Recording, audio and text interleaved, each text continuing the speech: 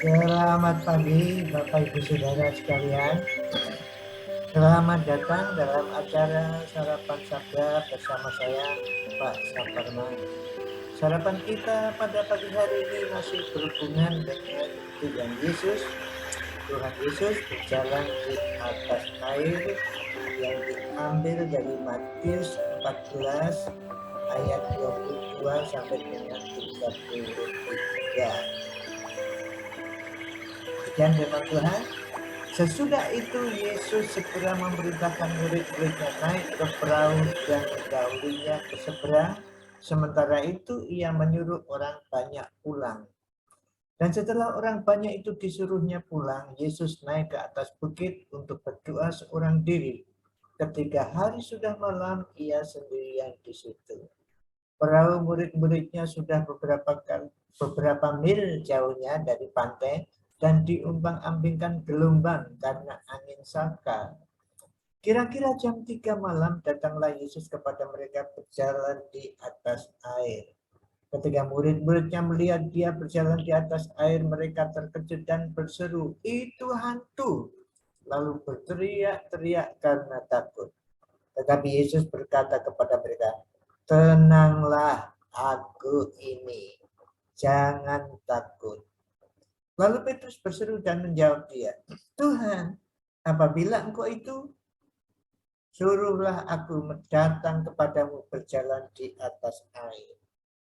Kata Yesus, "Datanglah." Maka Petrus turun dari perahu dan berjalan di atas air mendapatkan Yesus. Tetapi ketika dirasanya tiupan angin, takutlah ia dan mulai tenggelam lalu berteriak, "Tuhan, tolonglah aku." Segera Yesus mengulurkan tangannya memegang dia dan berkata, "Hai orang yang kurang percaya, mengapa engkau bimbang?" Lalu mereka naik ke perahu dan angin pun reda. Dan orang-orang yang ada di perahu menyembah dia, katanya, "Sesungguhnya engkaulah anak Allah." Nah, Bapak Ibu Saudara sering mendengar khotbah mengenai Petrus yang minta Tuhan berjalan di atas air, lalu biasanya ada keputusan atau ada ajak pelajaran bahwa kita suruh fokus melihat Yesus, jangan melihat masalah. Mungkin seperti itu.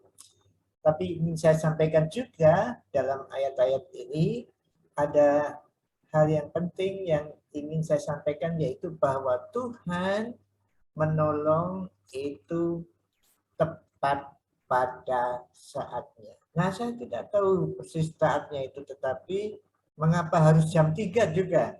Itu ya, jam 3 Yesus baru menolong. Mengapa tidak sebelumnya? Tapi inilah waktu yang ditetapkan oleh Yesus.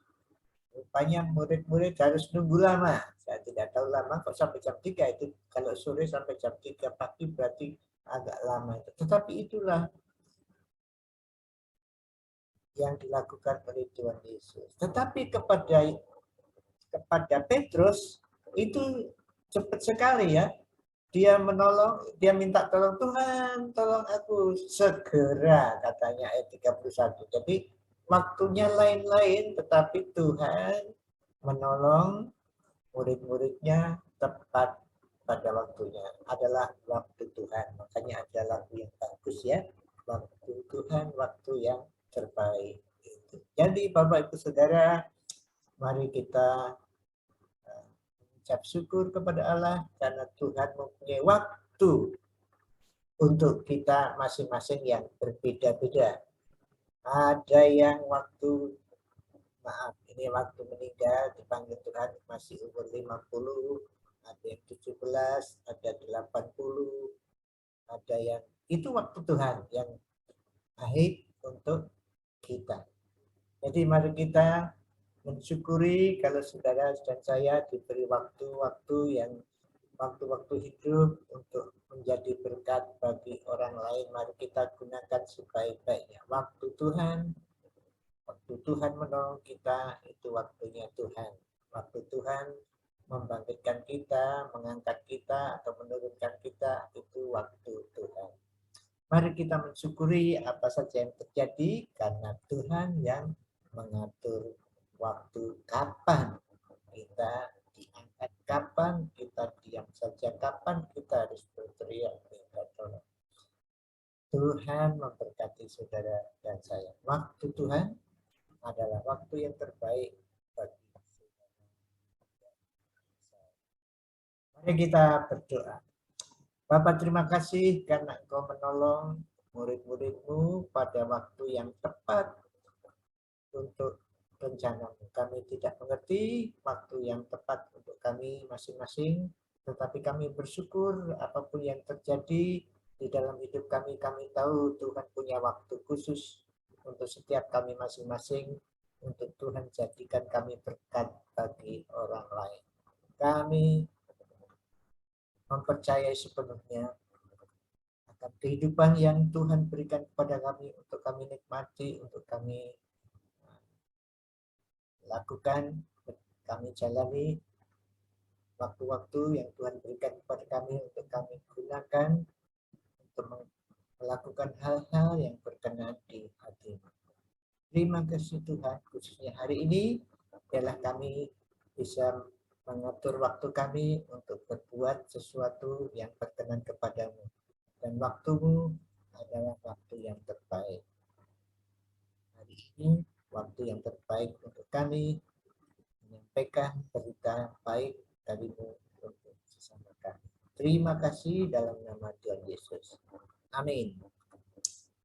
Selamat beraktivitas Bapak Ibu Saudara. Jaga prokes walaupun sudah reda, tapi masih ada varian-varian baru yang muncul. Jadi tetap pakai masker, jaga jarak, jauhi kerumunan, sering cuci tangan atau sanitizer, dan kurangi mobilitas atau tinggal di rumah saja kalau tidak penting, tidak usah keluar. Tuhan Yesus memberkati Bapak, Ibu, dan saudara dan saya. Amin.